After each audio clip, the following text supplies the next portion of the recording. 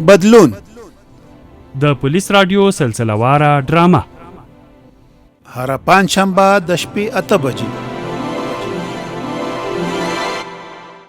د بدلون ډرامې په تیره برخه کې تاسو واورېدل چې زبیر او اجمل په خاني شکمن وو چې ګوندې مخبر دی او په همدې خاطر یې کور کې وتړه. اوس به واورو چې اجمل او زبیر د خاني سره څه کوي.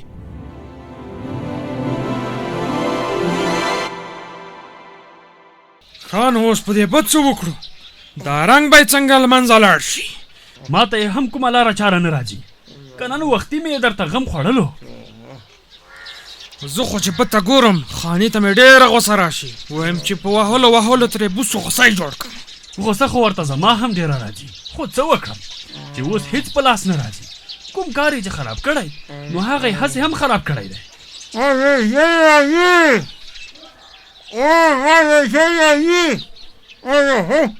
اجمله څه وایې ته ورته غوږ شه، زه خو یې په خبرو سم نه پوهېږم.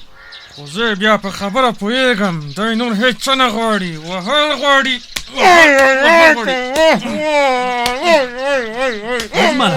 اجمله ته صبر وکړه، ته یې دا خوله خلاصه کړه چې څه وایي، چې په خبره یې پوه شو. سمه ده. یا شکر خدای، ایله بیله مې چې اوس ساه واخیسته وای. ته پکې څه وایې؟ ساه اخیستل پرېږده، خانیه دا راته ووایه چې تا څه ویل غوښتل؟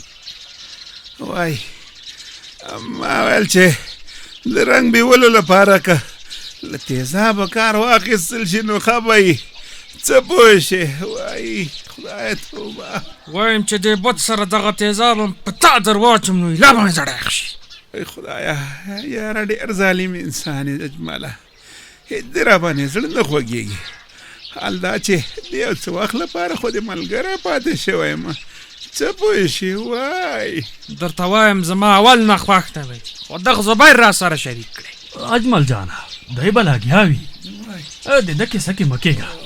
زه ځم کور ته چې تیزاب راوړم، ګوندې له بوت نه دا رنګ ولاړ شي.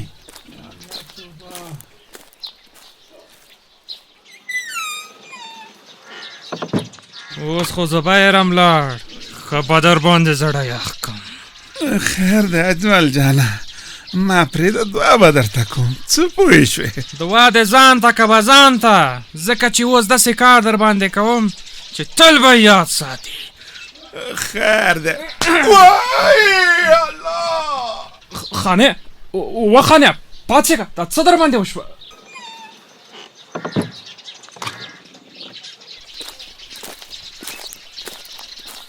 والکه دا چغه دې څه وه؟ او دا د خاني سر ولې داسې ځوړند دی؟ دا ما شاوت چغه یې کړه او سر یې ځوړند شو. لکه چې مړ شو. ته صبر چې نبض یې وګورم. اوس به څه کوو زبیره؟ الله مړ نه دی، راځه چې د کور مخې ته یې ورته وغورځوو. ته صبر چې لږ تیاره شي به به یې له دې ځایه یوسو، هسې نه چې څوک مو وویني.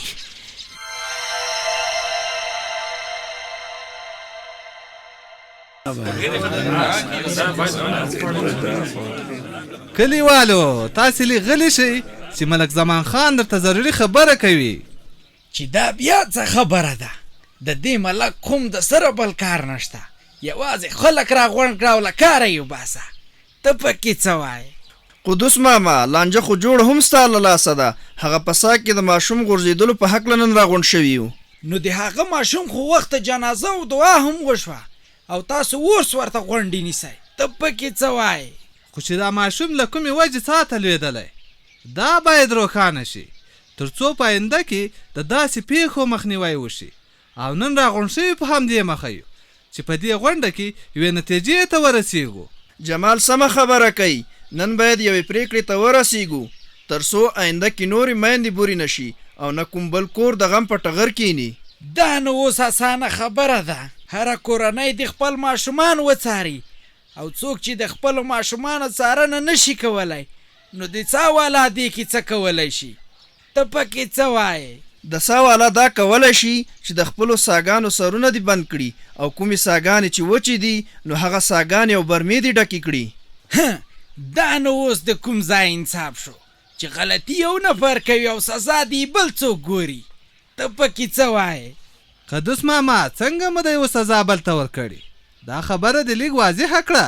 خو همدا وایم چې ماشوم پکې د دهقان غورځېدلی، لاپرواهي دهقان کړي او څا زمونږ بندول غواړئ.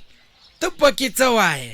تاسو باید دهقان جریمه کړئ چې په خپلو بچو پام نه کوي. نو اوس دې کې بد څه دي چې وچه ساه دې بنده کړل شي او یا دې د ساګانو سرونه بند کړل شي؟ تاسو چې هر څه کوئ، خو زه دا نه منم چې څوک یې نه مني هغه هم باید جریمه کړل شي.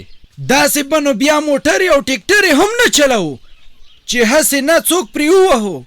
خبره د چلولو او بندولو نه ده او موږ باید له خپلو بچو نه بې پروا نه شو. ته پکې څه وایې؟ سمه ده، هم به د ساه والا جریمه کوو او هم به د ماشومانو مور او پلار، تر څو کومه ساه خلاصه پاتې نشي او نه به څوک له خپلو بچو نه بې پروا کېږي. د کلي خلکو ستاسو را سره خوښه ده؟ تاسو چې هره پرېکړه کوئ ویې کړئ، خو په ما به یې ونه منئ. ته پکې څه وایې؟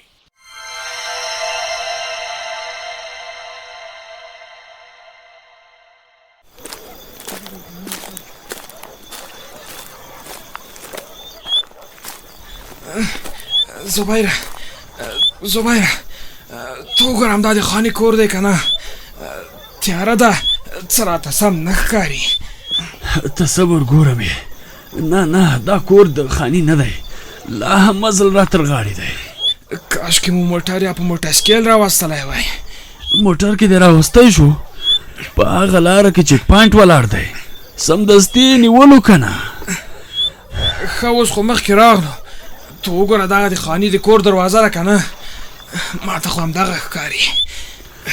ته صبر چې سمې دا دروازه وګورم. همدا ده له خیره.